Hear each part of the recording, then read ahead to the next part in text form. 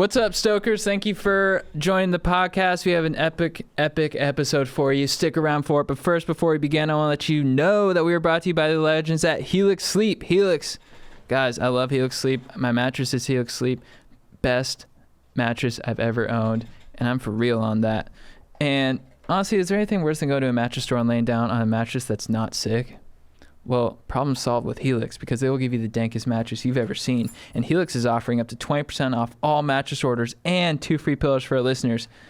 Just go to helixsleep.com/go-deep, get up to 20% off your mattress and 2 free pillows.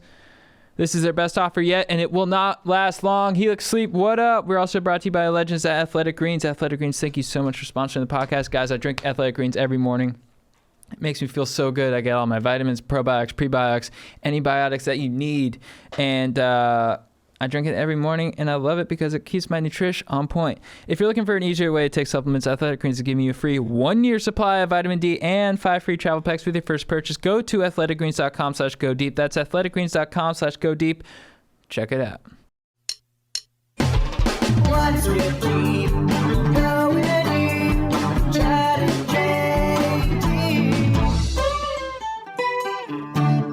Rolling, go for it. All right, swizzle the stick and tap the taint. What's up, Stokers of Stoke Nation? We come to you live from the ATC studios. Our second digs we're back at. Yep. Here with my compadre, Jean Thomas. What up? Boom clap, Stokers. And thank you guys for your patience this week. I felt ill when we were supposed to record, but we are in the studio now. We are getting it done, and we love you, Stokers. Thank you guys for your patience. How are you doing? Good, man. I'm tired today too. I had to get up early to go to the dentist, and then I'm in there. They were supposed to finish the my root canal. I had like a temporary half of my tooth on there, and then they went to put in the new half. It didn't fit.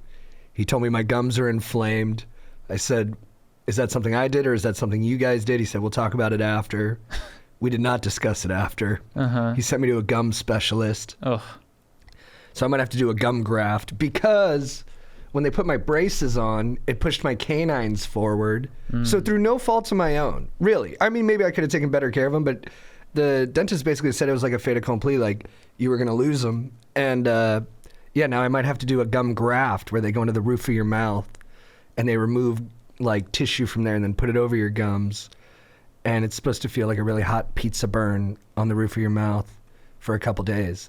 Man. And then, I was pissed. I was fucking pissed. I was mad at him. He's a really nice guy. And I left there in a huff. But I had a nice breakfast afterwards. And there's been nice moments peppered throughout the day. But I was tired, and I was like, all right, I'm done with... It's been like 4 visits for this fucking thing. And I was like, all right, we're in the clear now. No, there's no clear. There's more doctors coming. That's the thing with dentists, because they love to deliver the bad news. They're like, if this continues, you could lose all your teeth. Yeah, he's like, your teeth will fall out if we don't stop this. He's like, your gums are detached. I was like, it made me feel gross about myself. Yeah. I was like, I am a gross motherfucker. Like, how did I let my mouth get to... And then I was mad at my parents for not like being more on top of my mouth breathing when I was a kid. I was mad at the orthodontistry industry in general for practices that had like short-sighted aesthetic corrections but weren't like systemically beneficial. And I was like, the whole fucking thing's a racket. I was like, how much money is that gum doctor kicking to you based off your referrals? And he was like, I don't know what you're talking about. He's just the best gum doctor. And I was like, don't mess with me, man. All right? I know I'm getting taken to the cleaners. Just look me in the eye. You know, am I wearing lipstick? And he's like, why? I was like, because I like to look pretty when I get fucked. That's from the movie Blow. And then he hadn't seen the movie Blow. That upset me. I was like, it's really good, especially the first 2 acts. And he was like, yeah, I'm more of a Traffic guy. And I was like, yeah, you would be. Yeah, you would. You would like Traffic more. Nice guy, Dr. Send him a hate mail. A lot of times with the dentist, they'll tell you shit. And He's you're actually a really nice guy. They tell you shit, and you're kind of like, well, I could just not come back and ignore this forever. There is that moment where you're like, you know what, dude? I might just bounce and just, you know, what's the phrase? Like, test my luck? Like, you know, see how I fare on my own. Yeah. I was like, I don't need you. He really is such a delightful man. He does. I told him I do comedy stuff, he's hitting me with bits every He's time. hitting you with jokes? Yep. Sometimes they get a bit racist. That's okay. I can handle it. I don't judge. If we gotta bleep his name out, Jake, bleep his name out on this one. Yeah, and the joke today wasn't. It was just a bad joke. You want to hear it? Mm-hmm. Why do you think the Vikings uniforms are purple? Why? Because if you choked for 30 years, you'd be purple too. They fuck up a lot in the playoffs. Oh, the NFL team. Yeah. Oh, I was thinking about the actual Vikings. I was like, they wore purple. Dude, that's crazy that you're so dumb about sports that you're actually smarter about life. And that you went to something that was like Real Vikings. the real Vikings, like Yeah, more yeah. rich and requires more understanding. Man, I'm sorry, man. Getting news like that is the worst.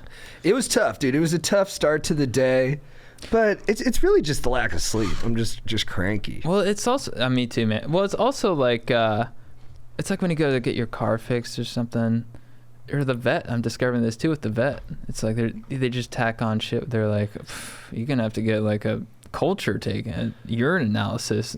I'm like, how much is that? $500. I'm like, why? It's always more. Yeah. It's always more than you went in there. You go in for a quick fix, and then they're like, no. Like, this is the first domino. And Oh yeah. we got to do a massive overhaul, and you're just like, you feel your shoulders sink, and you just stare at them, and you're like, you want to say something back so bad, but I don't have the requisite knowledge, so I just sink and I go, fine. It's fine. You're like, so just by showing up, I have to pay $250. They're like, yeah, that's how it works. They're stealing from us. I've had some good times too, though. I installed a door handle at my girlfriend. Did you do that today? Yesterday. Yesterday? How'd that go? Very fulfilling. So I fixed the internal handle. Wasn't working right. It was a little loose. I tightened it up. That fucked up the front handle. It just had too much wear and tear. Like, it has this like I don't know, half circle inside of it, and that's the mechanism when you pull down on the handle that turns the lock. And that thing was just from wear and tear, had like a deep groove in it. So I went to the DIY hardware store, bought a new one, fitted it up on there, and it looks good and it's working well. It's super Nice. easy. Yeah. Like, anyone could do it. I just never took the time to try. You know, I'm learning that about stuff like fixing stuff. I learned how to change a tire. It's so simple, but you see the fucking the irons and stuff, the wrenches and you're just like it just when you just see pieces of metal that you're supposed to apply, you're like, I don't like what are you doing? It's literally just unscrewing like the lug nuts and stuff and then taking it out. Yeah, you just unscrew stuff and screw other stuff in. It's pretty basic. It is, yeah. But it's fun. It's a lot of fun. I'm gonna fix the sink drain got detached. So I'm gonna fix that tomorrow. Nice. How are you gonna do that?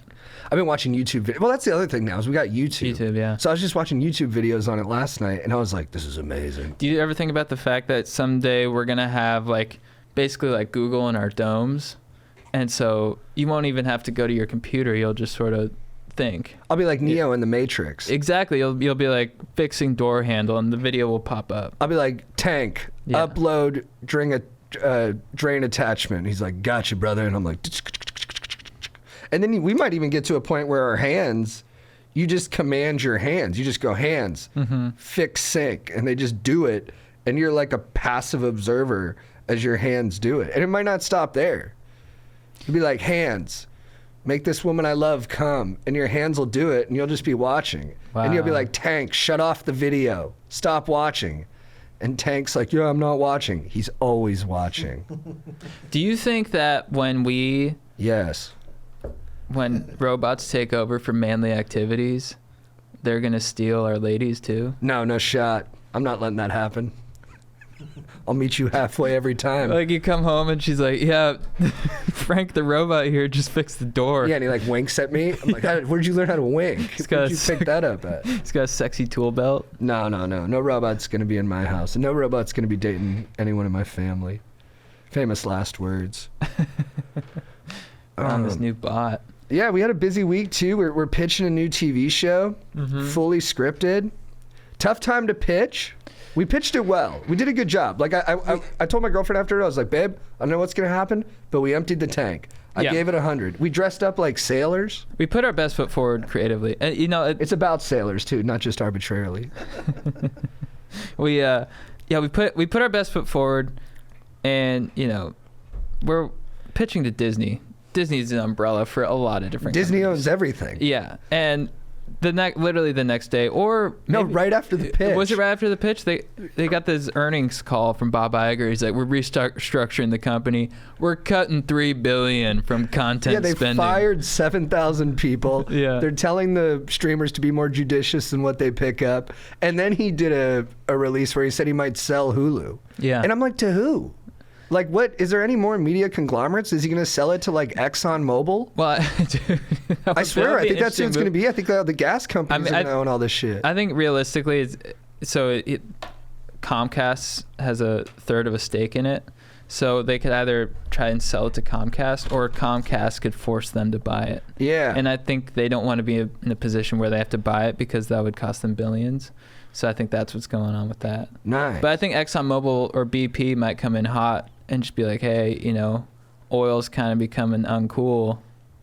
Let's try and get in the streaming biz. Be a little bit more hip. I'm putting money on it. I think I'm betting a barrel of gas that's going to happen. And also it's going to be interesting because then I think like some of the like really prominent entertainment moguls who don't need to be at one place, they have options. They're going to be like, if you work with ExxonMobil Entertainment, I won't work with you. Mm-hmm. And then the hungry up and comers are going to be like, bro, I'm not in your position. Like, I don't have a house in the Palisades. I'm doing business with the oil people.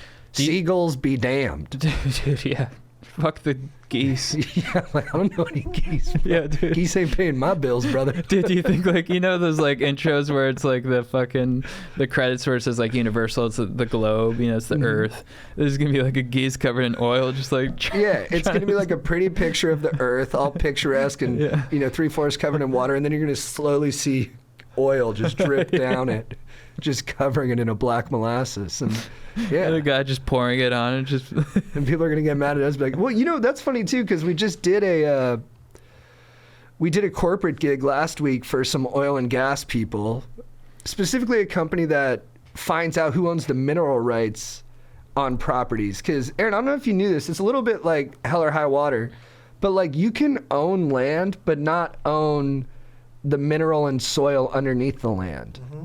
So, yeah, this company figures out who owns that minerals. And they said they did like $1.8 billion in payouts last year. And I was like, how much of that was people who didn't know the money was coming to them? They're like a huge chunk. Oh, I bet. So random families just get like a letter that's like, yo, you're sitting on like $15 million worth of like ore. Yeah. And they're like, nice, good. It's probably not that much. I have some mineral rights, and I get like $40 every 4 months. Yeah, but you don't have that good mineral, bro. I don't. It's in Kansas. Wait, I don't know. Aaron, are you in bed with Big Oil? Yeah. No, I don't know. Aaron, how do you sleep at night taking that shit? I don't know what kind of minerals they are, to be honest. Look Damn, into it, dude. dude. They Goes back might to be my getting you dad. short shrift. Nah, I don't know. That'd be cool if you were on the rights to some pink Himalayan salt. I'd hit you up for that. It's good stuff. In Kansas? I don't know. Yeah, dude, you sprinkle it on your fucking eggs. Right. Himalayan. Yeah, Himalayan. They got mountains in Kansas. That's a part of Topeka. Or that's the Plains That's state, the right? plains, yeah. That's It's just plains. Fuck. Oh, maybe it's Salt Lake City. Well, what do you think makes those planes fly, brother? Dude, yeah, that was fun though. But it was, I love doing those, we haven't done many, but we've done like a couple offshoot kind of gigs like that. They fly out, they put you in a hotel. Mm-hmm. You don't know what you're walking into. Mm-hmm. We had 200 people just being like, what are you guys going to do? And we were like, we have no idea. Yeah.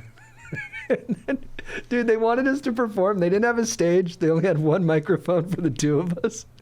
And they wanted us to just stand in front of like 200 people. I was like, dude, he was a really cool guy too. The guy who ran the company, like he was real. Everyone there was really nice and fun to talk to. Yeah. But I was like, that's going to be tough. But then we found a little, what did we stand on? Like a mini couch? What do you call those things where you put your feet on them? Ottoman?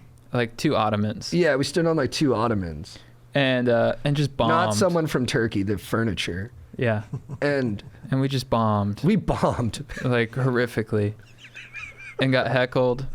Yeah, by that pretty lady. Yeah. She was annoying. Well, she honestly helped us out did because give it us was something something to- you could play off of. Because it's one of those instances where they're like, you know, it's just for people that are like, oh, just go out there and be funny. And you're like, well, it needs a little bit more setup. And so it's just like people, and it was basically a networking event. So they're like, all right, so these oil guys are going to be networking. And then you're going to interrupt that when they're at a bar drinking, hanging with their friends, and you're just going to talk at them and make them laugh. Pretty difficult thing to accomplish. It's really hard. And I Yeah. made my peace with it beforehand where I was sitting there and I was just staring at everybody and I went, this is going to suck. Well, that's the thing too, is like sometimes we'll set it up as like we're doing like a Q&A and it's like just funny because it's sort of like these are these two intellectuals, they're like accomplished activists coming up, and it's us, you know. So for people who like really understand who we are and like our comedy and stuff, it works. Yeah, especially for people who are in like government or whatever, because then they understand it. But then if it's a Q&A with us and people don't really understand who we are, they're like, why the fuck would I listen to a Q&A with these guys? Do you know what I mean? Because it's like we were like presenting ourselves as experts, but they don't understand We're the humor behind it. that we're not experts. Yeah. They were disappointed we weren't real experts. Yeah. But which calls into question their whole understanding of the term expert. I was like, who do you consider an expert? True. And I don't, they were like Bobby Bowden. I was like, he was a good coach for sure. Dude, props to him. Yeah, and then you know what? They did a thing too. They made us do the meet and they had us hang out with everybody beforehand. Oh, yeah. Which I think it's like, I know this is like inside baseball, but like generally the shows work better if you just meet everybody afterwards. So you have like a veneer of mystique when you go up there first. But we were just like chumming up, talking to everybody, super fun. But then we get up there and some of the guys I was talking to weren't laughing and they were trying not to look at me. Oh, dude. And so I just started staring at them and I made them look at me in the eyes Yeah. while we bombed up there. Yeah, dude. Like I was like, you gonna bail on me now, brother? Because 20 minutes ago we were talking about your kids and we were on the same page. And now you won't even look at me. How the tides have changed. And Dude, yeah. this one guy was talking shit to me. He like started off where he didn't know who we were. He just heard that we were a couple of comedians. He's one of those guys. He just comes in, he's like, tell me a joke. Tell me a joke. And I'd be like, shut up. And then he'd come away and be like, come on, tell me a joke. You can go be funny up there. Tell me a joke. And he just keeps talking shit. It's a weird thing. It's a weird thing. It's really annoying. And then finally he comes back. He's like, oh, you're the public yachts guys. Oh, you guys are funny. My bad for talking shit. And he's like, you gonna go make me laugh up there? I'm like, nah, dude. I'm just gonna bomb and then you're gonna hate me again. But yeah, there's something. What is that? Why do people get so defensive when they hear someone's a comedian and they're like, oh, really? Tell me a joke. You know what I mean? Yeah, I think it's just like the competitive instinct that's hardwired into men specifically. I mean, women do it too, but I guess I've noticed it more with men, but it does seem like it's heightened even more with comedians because like with athletes, I think people do like to test them a little bit. Like, oh, you think you're a big tough guy? You know, like I think fighters will get that. But I don't know if like, you know what it is too with comedians is that they know the jokes are all in our head, so there shouldn't be any issue with us getting the joke out. It's not like if you see like a basketball player and you're like, hey, DeMar DeRozan, dunk a basketball. And he's like, well, I'm at, Cheesecake Factory. There's not a hoop and there's no ball. Right. But our court, we're always on our court. Yeah. We're always in our jersey on our court, and we should be able to slam. Yeah, because all we need is a microphone. If you go up to a musician, he's like, I don't have a guitar. Right. And I'm like, the other thing I want to say is people's like, I got news for you. I'm not that funny. Yeah, me neither. Okay. Yeah. Like, you hired me, you're paying me no matter what, Yeah. but I'm not that funny. Yeah. So you just got to deal with that. I guess that's what they're trying to prove to a certain degree. Yeah. That's the way to short circuit them, is just go straight to them and be like, I'm not that funny. Thanks for the money. Yeah. Move it. Move it, pal. Yeah. Move it. Still fun. And then afterwards, dude, because I haven't, I'm sorry, I know when people have a sober kick, they got to talk about it, but I got to talk about it. I haven't drank or smoked pot. I had one shot that night, actually. Right. I had one shot of tequila. Then afterwards, I Postmated some tres leches cake. It was phenomenal. Nice. And then I went to the bar there and just like journaled and had my headphones in, and I had a chocolate cake with ice cream. And went to sleep that night and maybe the worst hangover I've ever had. Really? Yeah, just because like I've been healthy. Yeah. And then so now if I do anything off the healthy path, I feel it tenfold the next day. It's enough to make you want to just eat Taco Bell and drink every day, because then you always feel like shit, but you don't notice you feel like shit because you always feel that way. Yeah. Whereas if you feel good, you don't even know you feel good until you do a little bad, and then you feel really fucked up. It's so true. It almost, I've always thought that when you go sober for a while, let's say a month or two, no, I'd say probably more than that, maybe like 2-3 months. Right. You kind of fuck yourself if you want to get back into hard partying lifestyle. Yeah. Because you realize the other side of it, which is like, for me, it was like waking up on Saturday mornings without drinking. When I started doing that for the first time, it was like a whole new world. Like it was like, to me, it's like I had so much more time, so much more things I could do in the world. You could wake up and you just feel fantastic. And you're like, wait a second, I can go surf and just do all this shit instead of just feeling like shit. You know, it's like, and so when going back to partying, especially like for me, it's like you party and then you're like how I can't even live like this. It's the most brutal. It's like working out. Like if you work out all the time, it's easy. But if you take 3 months off from working out and then you go into the gym, your muscles are sore for like a week afterwards. Yeah.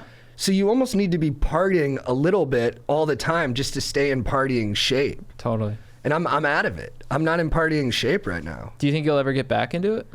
Yeah. I don't know.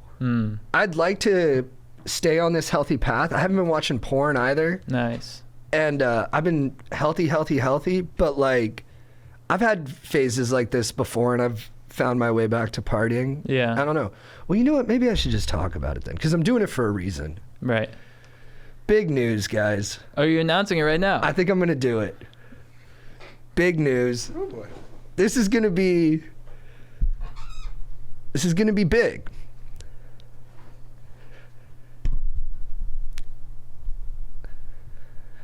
Been seeing this girl for like a year now. I love her so much. She is so wonderful. She's my favorite person in the world. She's smart. She's poised. She's beautiful. She knows how to handle me. She handles me real good. And I just respect her so much. In like November, I was just moving in basically. We started talking like, hey, maybe we don't try, but maybe we don't not try to have some kiddos. And I said, sure. Why not? Life is life. We'll see what happens. But I'd already been kind of thinking that this was the person I wanted to do that with. And we were both at an age where we felt prepared for it. Well, it happened quickly. And she got pregnant. And there is a little parster cooking up right now in the oven. And we got some bigger news a couple weeks ago. We go in there for the sonogram. There's two. There's two, dude. Why do you guys both seem so nervous? Okay. Dude, I got nervous just for the announcement. Oh, okay. That's why I was like, because I could feel it, because it's such big news. But it's so exciting. I mean, it's crazy. It's huge. It's huge. Dude, you're going to be a great dad. Dude, I'm really fired up to be a dad to two of them. That spun me. When we found out it was two, my brain broke. I was like, whoa. Mm-hmm. But we know one's a boy, not sure about the other one yet. And yeah, I'm going to be a father. I'm really excited for it. It's crazy because I adjusted to it quickly. Like, it's such a big departure for me in terms of how I lived my life up until this point. But I think I've always really wanted to be a dad. Mm-hmm. And I was always curious about what being a dad was like. Like, I didn't even know I was doing that, but I'd always ask dads about it a lot. And I was always really obsessed with like my friends' kids and stuff like that. And yeah, I think it's kind of the thing I'm most excited about in my whole life ever. That's to awesome. Just like raise these little people up, to learn how to be better myself, to really figure out what my philosophy on life is and how I can communicate that to two new humans to help them be the best humans that they can be. And then I really had to think about what I value. I mean, look, this is like so early. Who knows how my brain's going to go day to day. I'm sure it's going to be a roller coaster, but like Like at first I was like, oh, like I got to raise them to be tough and like successful and like they got to be able to like fend for themselves and all this stuff.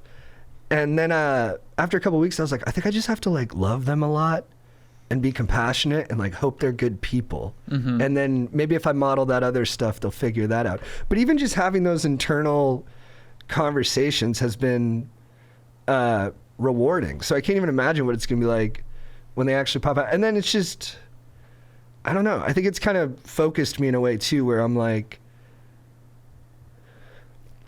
yeah, I think I'm just going to have to grow up a lot. And I'm excited for that. Yeah. I feel like you've already grown up a lot. Oh, thanks, man. Yeah. I'm excited to like, yeah, just kind of see if I can rise to the challenge of it. And Yeah. I'm excited for that. I'm like, yeah, let's do it. Well, I think we talked. Well, first, I think you're gonna be a phenomenal dad. I'm so excited for you. Thanks, man. And I see you with kids all the time. You're so good with kids. And it's so natural for you. So, like, even when we were at that council meeting, you're just so fun. So you're just gonna be such a fun dad. Because I am a kid. That's what Yeah. Robbie Hoffman told me. Yeah. She's like, you are a kid. Yeah. So like when the kid's like, I'm sad I can't play with my toy, I'm gonna be like, I get it. Yeah. Dude, yeah. Dude, I really, really understand Yeah. wanting to play with something and not being allowed to. Yeah. That will stick with you for a while, but you'll realize in the long run, maybe it was good for you, little dude. Yeah. Leo Jackson Parr, what do we think? I love it. Sure.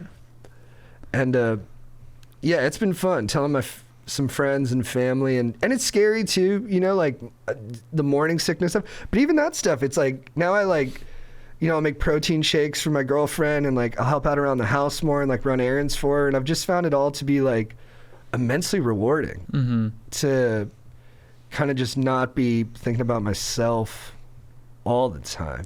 Yeah, and I think there's something about when you have that kind of real responsibility of like taking care of other people and stuff. It's something like primal in you, where it just, even if it can be like brutal at times, it's so fulfilling and satisfying. Where it's I feel like there's never a point where you're, even when it can be like kind of tough, where it's like overwhelming or whatever. It's always satisfying. It's always worth it. So I think there's something really sort of great about that kind of responsibility. I'm pumped. Thank Thank you, man. Yeah, and yeah, it's exciting. There's something else I was gonna say, but I forget. No worries, bro. How you feeling today? I mean, I've been in a really good mood, but I'm a little cranky today. Yeah, tired. Just tired, dude. Yeah, But, Can't get used to that. right? I have been more tired since we even found out she was pregnant. And I was like, I've never been this tired before in my life, but we don't even have kids yet. Yeah. But even being tired, I kind of like, because I'm traditionally not a person who gets tired. And sometimes I'll just sit on the couch and be like, man, I just need a minute. well, there's something about that too, where it's like when you're like single, you don't have kids and stuff. When you're like, I'm tired, people are like, from what? Right. But now you have this excuse where you're like, man, I'm exhausted. They're like, I get it, brother. Yeah. You know, and it's like you can ride those excuses, but they're warranted for sure. Yeah, and I think it'll make me better at my work and better at just being a friend to people and like, because yeah, I think it'll just. Yeah, there was something where I felt like I had reached, and if I hadn't met the right person, I would have continued with it. But there was something about, because I'll always drive myself crazy. Like that's just who I am. Like I'm neurotic. I like to think about things, but the things I was thinking about and that I was driving myself crazy about, I felt like they weren't. I wanted to stop fixating on those things and start fixating on new things. Yeah. Which I don't want to make it seem as if like I did it for novelty, although I'm sure that is a small percentage of it. But it was more that I was like, oh, I even want to like level up my problems a little bit. Right. And like we're doing good. It's always eat what you kill. Like, you know, we got to keep working and there's always a degree of uncertainty in it. But I got more reason to go hard at it now too. Totally. So let's go. Yeah, because I want those kids to have a beast of a father. Yeah. I want them to be like, my dad's a beast. I know they'll Yeah. never say that, but maybe in their 40s they'll realize it. Oh, totally. Yeah. When you're a kid and you realize it and you're like teens, you're like, that's cool. Yeah, they're not gonna definitely think it for a long time, but I'll just be like, one day you'll understand, little ones. Well, and the fact that you're thinking about this stuff now, it's crazy to think of, because I don't know from experience, but from what I hear, maybe Aaron, you can attest to this. When you actually see the kids for the first time, I feel like that's gonna like Everything blow changes. your mind in even more ways. That's supposed to be the moment. Yeah. And I'm already sentimental. I'm already crying about these little people. Yeah. And I don't even know them yet. Yeah. They're just they went from raspberries to like walnuts like a week ago. Right. Yeah, it completely changes as soon as you see them. Yeah, it's so dramatic. It's so beautiful. It's great to want to impart all those larger life things to them too.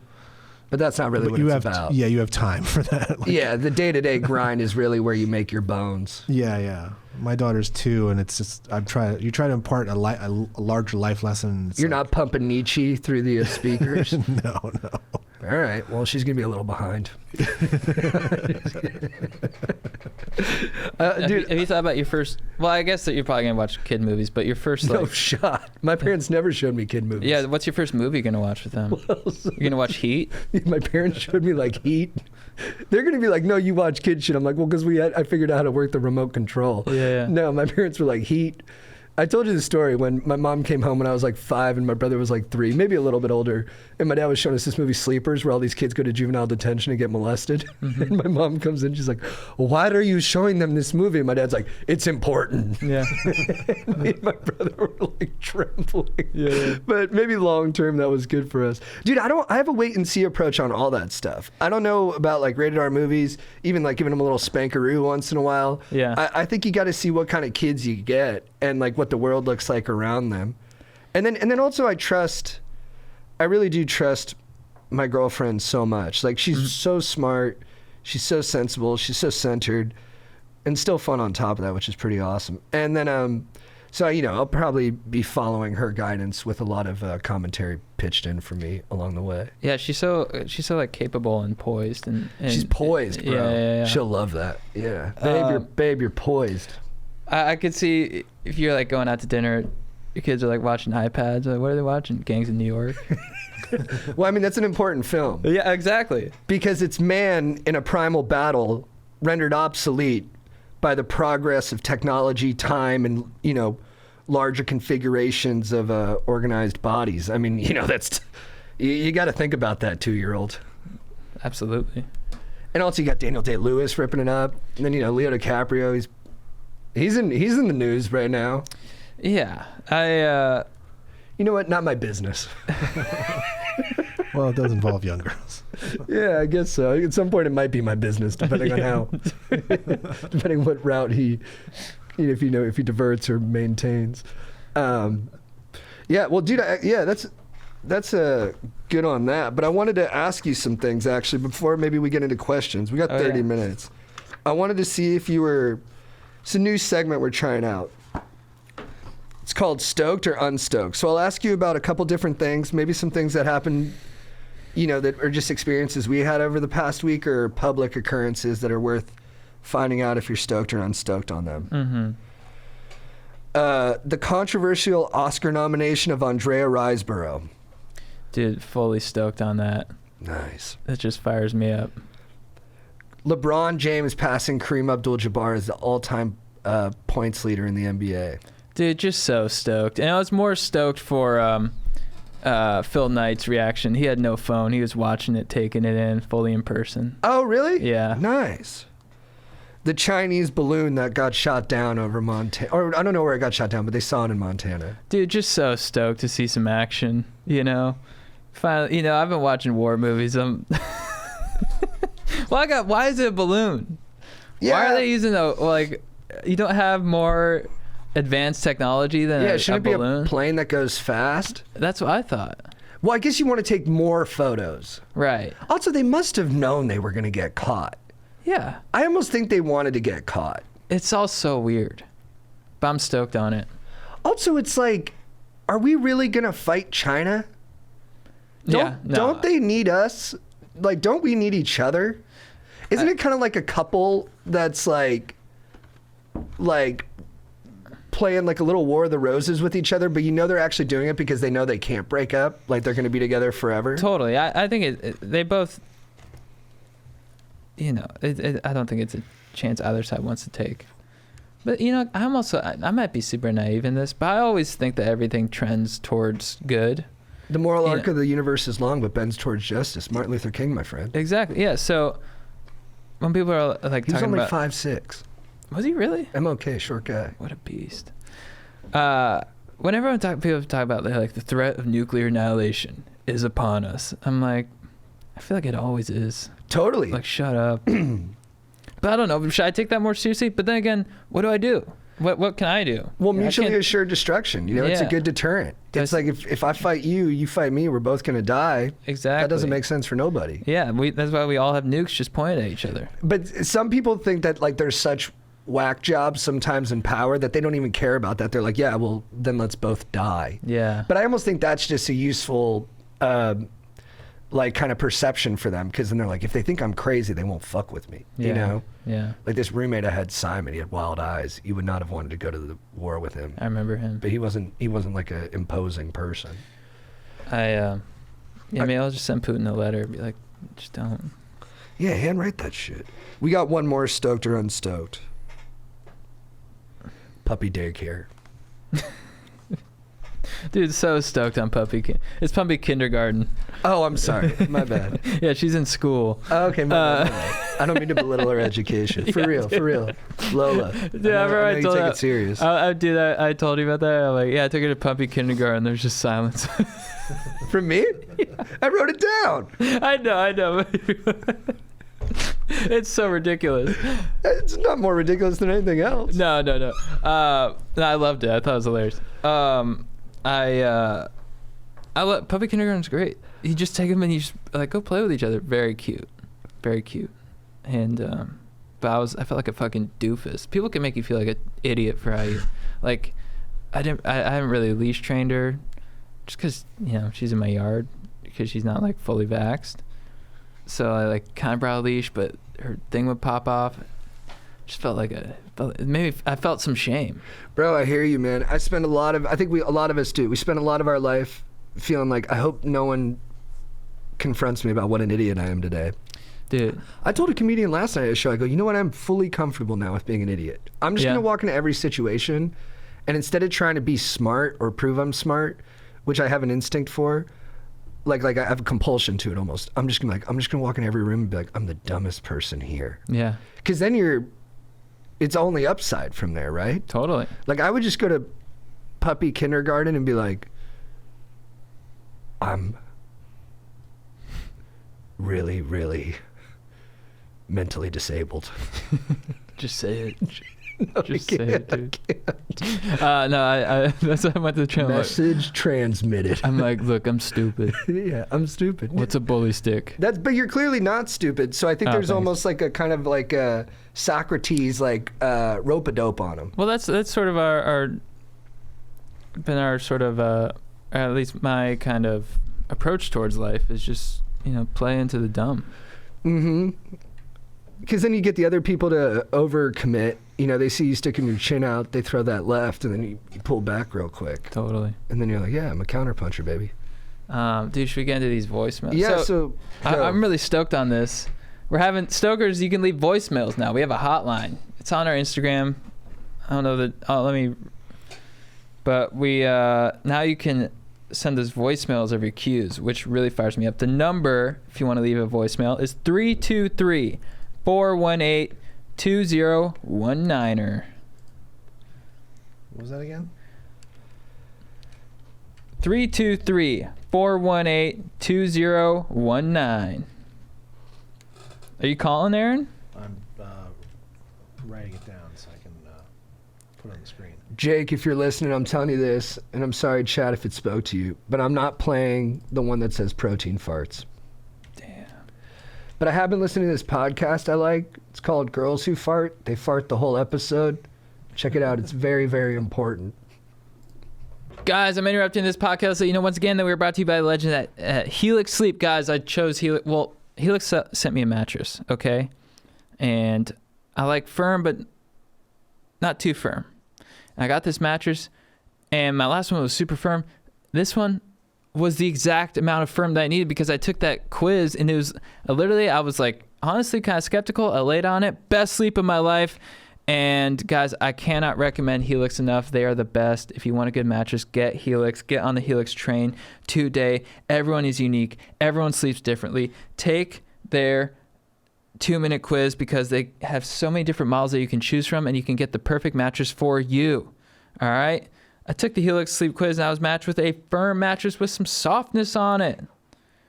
And I sleep on my back, baby, all night. Sleep like a baby. I love Helix. And mattresses are American made, come with a 10 or 15-year warranty depending on the model. So Helix is offering up to 20% off all mattress orders and 2 free pillows for our listeners. Go to helixsleep.com/go deep. This is their best offer yet, and it will not last long. With Helix, better sleep starts now. We're also brought to you by Legends at Athletic Greens. Guys, I love Athletic Greens. I take Athletic Greens every morning. It keeps my nutrition on point. It keeps me locked and loaded with all my vitamins, probiotics, prebiotics, any kind of iotics that you need, and it's all high quality ingredients, and it tastes delicious. So you're getting the nutrition. It tastes delicious. It hydrates you. There's literally no downside to taking Athletic Greens because it'll keep your health on point. All you gotta do is put powder in water, guys, and you're living a large health wise. I've always looked for life hacks, and Athletic Greens is the best one, because I trust and love them. So if you're looking for an easier way to take supplements, Athletic Greens is giving you a free 1-year supply of vitamin D and 5 free travel packs with your first purchase. Go to athleticgreens.com/go deep. That's athleticgreens.com/go deep. Check it out. All right, back to the show. Hey, Dope Niche. This is Marion. So I got a quick question. I just finished watching Donnie Darko like 20 minutes ago. I'm fresh off of it. And so what I want to know from you guys is, was the car the time machine, or was the plane the time machine, or was the jet propeller from the plane the time machine? And was this a real thing, or was it all in Donnie Darko's head because of his meds? I would love to hear your feedback. Thanks, bye. I haven't seen the movie, so I leave that to you. I've seen it. I haven't seen it in about 15 years. I've always had a slight aversion to it. Not dissimilar to like Napoleon Dynamite, where it becomes like the go-to offbeat movie for every like casual film fan. And but I've never seen Napoleon Dynamite. I did really like Donnie Darko. I thought it was really compelling. But saying all that, long way to say, I have no idea what the time machine was. But I do think it was a real time machine. I don't think it was in his head. If only because I don't like movies where in the end it's all in their head. It always kind of cheapens the experience for me. A couple of like small pivots off that I do think work. Fight Club, obviously. I like that it's not all in his head, but that Tyler Durden was. And I like at the end of Men in Black when they zoom out and the Earth is just a marble that bigger aliens are flicking around. Oh, yeah. Those were cool. But the whole thing, like, you know, like Identity. Did you ever see that movie? Mm-mm. It's like this whodunit serial killer movie, and in the end, it's just a guy with like split personality. Is who's, it, like, that's different from Split? Yeah, different movie or different idea? Yeah, well, I remember Split. I never saw Split, though, either. Yeah, I didn't see that one, the McAvoy one. Yeah, he yeah. got fucking... He got yoked for that. He got fucking... He had traps, dude. That's what... Smaller actors, that's the trick. If you want to look big on screen... Get your traps up? Get your traps up. That's what Hardy did in Warrior 2. I love Donnie Darko. I wouldn't worry about what the time machine is. Just enjoy that movie and the soundtrack. It's great. And Swayze. Swayze's great. Yeah, that scene rips. Where Swayze's like a pedantic religious dude and Donnie calls him out. He's like, if some bully's picking on you, don't cry about it. Learn jujitsu and kick him in the nuts. And the crowd's like, yeah. And I was like, yeah, it's fucking sick. And then this is like, what's up, Stokers? This is a question more for Joe. Skip. I have a big dong, and sometimes I have a hard issue fucking finding just the right condoms to it. So trying to go bareback. If you can, Joe or somebody have a big dong, can give me some tips or what's the best condoms for somebody like 8.5 plus. It's just girth and thickness and on thickness size, of course. It'd be great. Thanks so much, brothers. Keep a good show. This is Skip, Orange County, baby. 9 for 9. Bye. Dude, thank you for your request. Dude, Skip's a ledge. You can tell he's crushing it on all fronts. Mm-hmm. Skip, dude, if there's not a condom that fits you, dog, I think it behooves you to start a condom company specifically for guys like you and Joe. Even if those condoms only end up being used by you and Joe. I think that's like hella entrepreneurial, and also like you taking your problems in your own hands and solving them is like so good for your self-esteem. And if you got that kind of robust self-esteem on top of having that rock hard, huge cock, that's a pretty dynamic duo. Absolutely. I think too, if all else fails, you could get a trash bag and a rubber band. You'll be good to go, brother. I like to use Glad. You can get scented, maybe with Febreze. I think that'd be a nice combo. Febreze and sex. Yeah, it sounds good. Yeah, dude, just take a 30-gallon trash bag with like the 2 blue ties at the end. Strap that on, but you got to seal it. So then like go outside and get your garden hose. Just double knot that. And then just go to work. And then you'll also have kind of like a home builder vibe to your whole sex game, which I think could be additive. Mm-hmm. Thanks for writing in, dude. What up, Chad and JT? I'm out here ice fishing in Idaho right now. Whoa. I just had a question for you guys. Have you guys ever had a fight or a beef between you two? And how did it end up? How'd you guys resolve it? Would love to hear. Thanks for spreading the stoke. Love you guys. Dude, last week. I'd say most of the I got to say, I don't think conflict is bad if both people are willing to change. And I think, not to get high on our horse, but when me and Chad do fight, we get it out and then we work to resolve it. Like the fight last week, we were both like, I was like, I'm annoyed. And you were like, well, I'm annoyed. And then we were like, and then you were like, I'm sorry, I understand. And I was like, I'm sorry too, I love you. Really respect you, man. Yeah, there's something like, it's awesome. Yeah. Like I'll say this too, I don't think we do a good job of moving on. Yeah, it's rare, but when it comes up, it's like, feels like it comes up at the probably most necessary time. Yeah, we were like both feeling stressed out. Respectful, kind of like, all right, the top's about to blow off. Let's resolve this. You were funny too because I sent you a passive-aggressive text message. I know, I was like, and Chad didn't realize it was passive-aggressive at first and just answered it. Yeah. And then I had to text him again and be like, I'm being passive-aggressive. Yeah. Which do you want first? And I'm like, well, I think I'd prefer this one first. Yeah, and then you called me, which was nice, and then we worked out, and then we're at the airport the next day, and we just talk about, normal shit.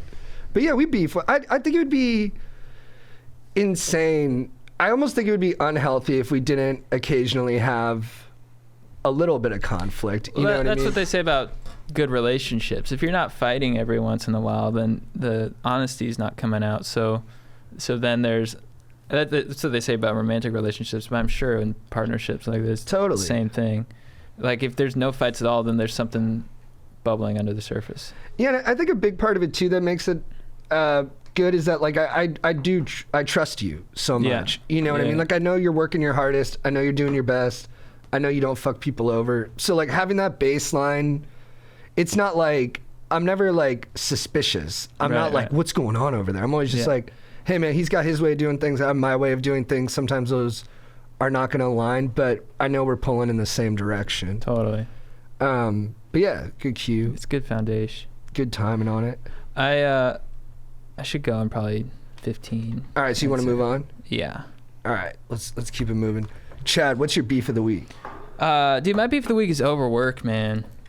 Just over. I seem to do this often. Is just run myself into the ground, and it's not even with like work. It's just like it's just this like compulsion to be like doing shit at 100%. Like even when I'm tired, like since we got like the dog, I haven't been sleeping as much because she gets me up early. It's a whole, but then I go and work out super hard, and I've done this a few times in the past year where I work out so hard that I make myself sick. And I got this sick this last time. I don't know if it was related to like working out too hard, but it was definitely related to not resting enough. But I just have a tough time resting because it makes me feel like a piece of shit.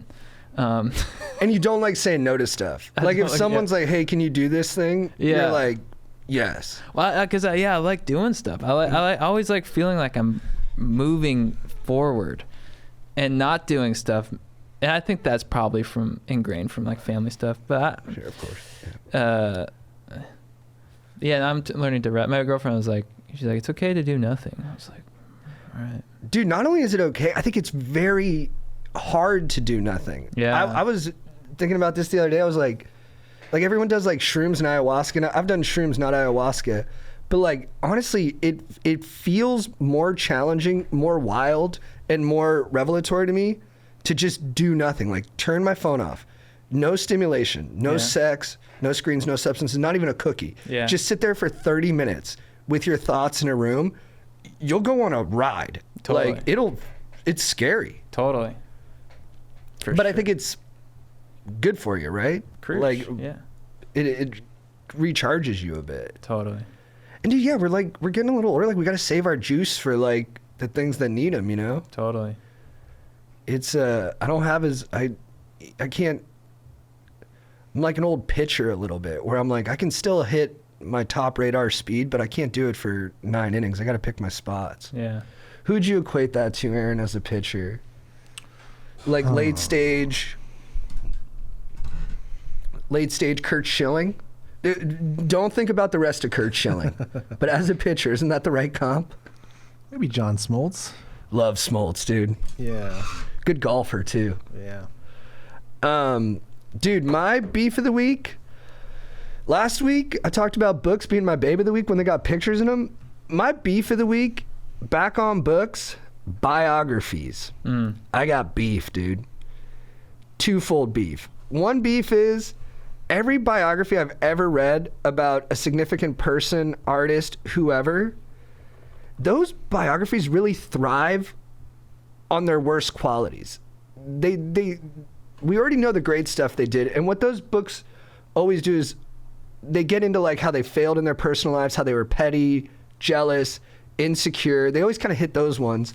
And by the end of the book, you feel better knowing that this like super smart, super accomplished person was more like the rest of us. But I also think sometimes it undermines them too much. I'm like, I don't know if you needed to hit that stuff as hard. And they kind of make it seem like that stuff was the fuel they were using to do all the other good stuff. And I don't know if it's that cut and dry sometimes. Like sometimes I guess they just went a little easier on the subjects. And then my other beef is with biographies is the length, dude.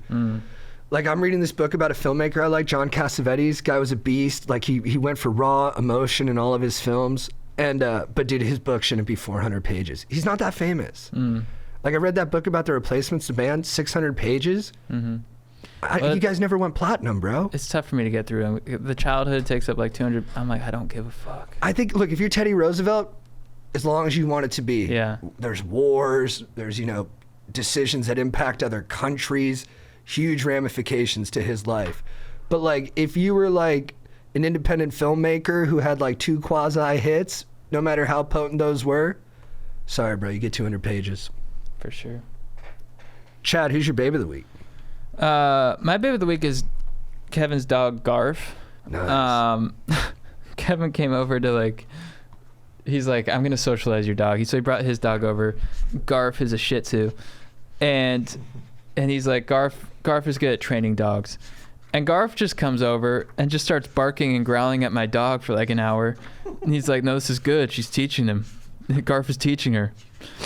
And I'm like, are you sure? They're just Garfish just barking at her, and he's like, she's learning a lot right now. You put a lot of trust into Keva. I did. Yeah. I was like, dude, he's like, this is nature. This is how they do it. They just bark at each other. It's And I a was kind like, of nature, for yeah. sure. And I was like, all right, dude. And then he just leaves.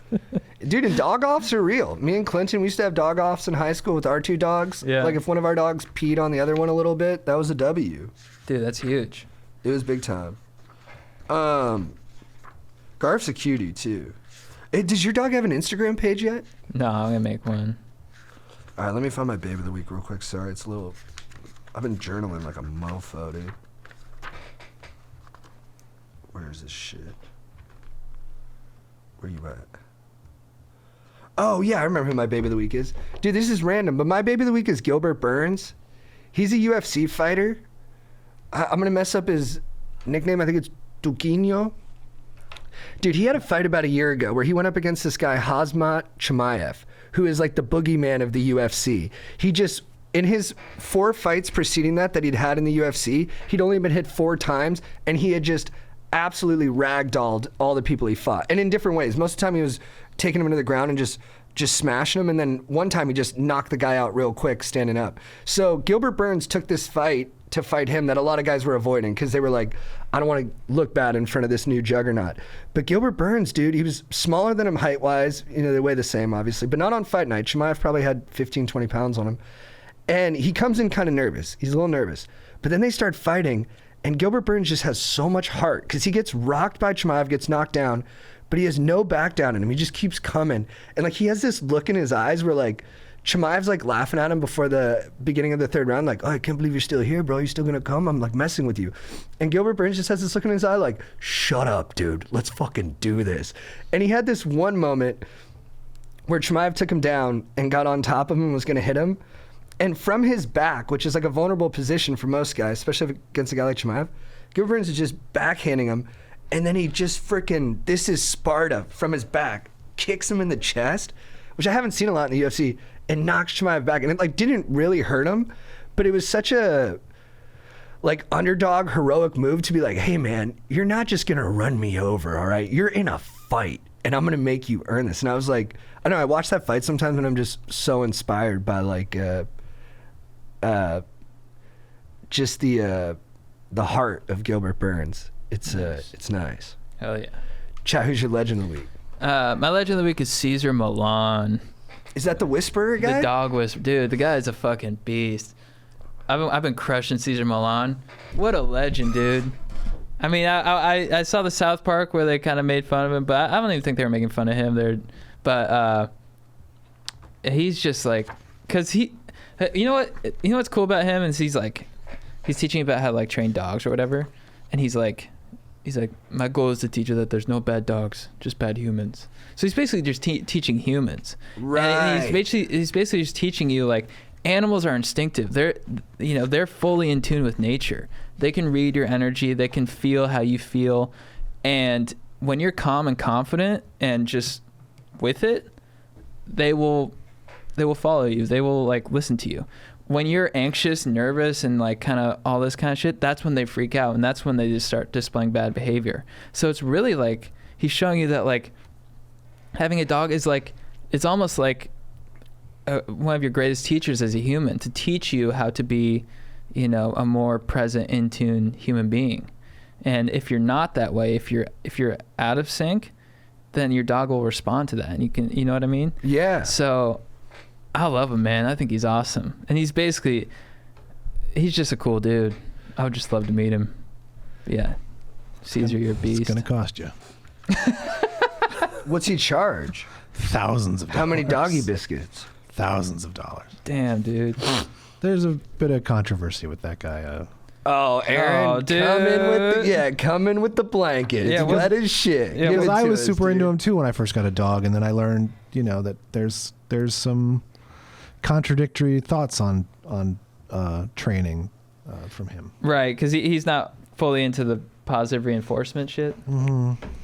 Yeah. I mean, I give my dog treats, too. So I don't know. You gotta There's a give the whole dog thing with his treats. dog killing Queen Latifah's dog. What? Wait, what? Like last year, yeah. His dog killed Queen Latifah's dog? Yeah. Shit, dude. I'm not bringing my dog around him. Yeah. I still love him, though. Who's my legend of the week? What's some legendary that happened this week that just had me stoked, dude? I mean, dude, you could be related to your announcement. Bro, I do got to give it up, dude, to my lady. Just a trooper, man. And watching her go through this and seeing the way she handles it, it's inspiring. And, dude, babe, also, you're healthy as a horse. You got 2 in the first crack? Unbelievable. I think that's more her than me. Do either of you have twins in your family? No. Oh, wow. No twins in our lineage. That's crazy. My quote comes from Michael Singer. This guy wrote Untethered Soul. Great book. If you haven't read it, check it out. There's nothing more important to true growth than realizing you are not the voice of the mind. You are the one who hears it. Man, that shit's profound, bro. It is, dude. It is. No, don't do that. It is. No, dude, yeah. If you can watch your thoughts, dog, dude, not be your thoughts, it's like a fucking, it's like the news thing on CNN. it's just a ticker going by. Ticker. Yeah. Breaking news. 40 dead in this country. Not today, brother. Not in this mind. It is funny when I watch CNN, I'm like, that's exactly what my thoughts are. Interesting. Mm-hmm. Breaking news. It's Carnage. That's what it stands for. Carnage News Network. Now I'm getting into commentary. My quote of the week, I think it's by D.H. Lawrence, but I picked it up from the movie G.I. Jane. Viggo Mortensen, when he's talking to his new potential Navy SEALs, he goes, "I never seen a wild thing feel sorry for itself."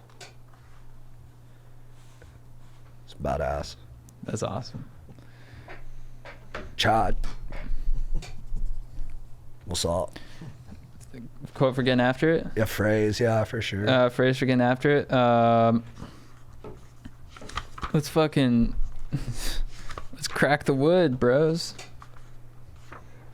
Bro, my phrase of the week for getting after it, I got a twofer. They're both from that Cassavetes book. This is what his acting teacher told him. To be a great actor, you need to have the hide of a rhinoceros and the heart of a baby. And they also, this critic was talking about why John Cassavetes movies rip. And they said he learned to dissect people without despising them. Nice.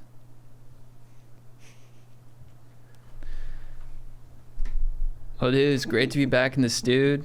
Yeah. Aaron, good to see you in in that seat. Aaron, you must love this, dude. It's right down the street. Well, it's not from my house, but yeah, you're back in Daddy's dojo, and I love it. Daddy's Doge. Gracias, sensei. Gracias, sensei. Stoker, thanks for your patience this week. Thanks for listening. Congrats to JT on being a new impending father. Thank you, dude. And yeah, guys, keep writing reviews. Keep being legends. Support the show. We love you. Thank you. If you need advice, these guys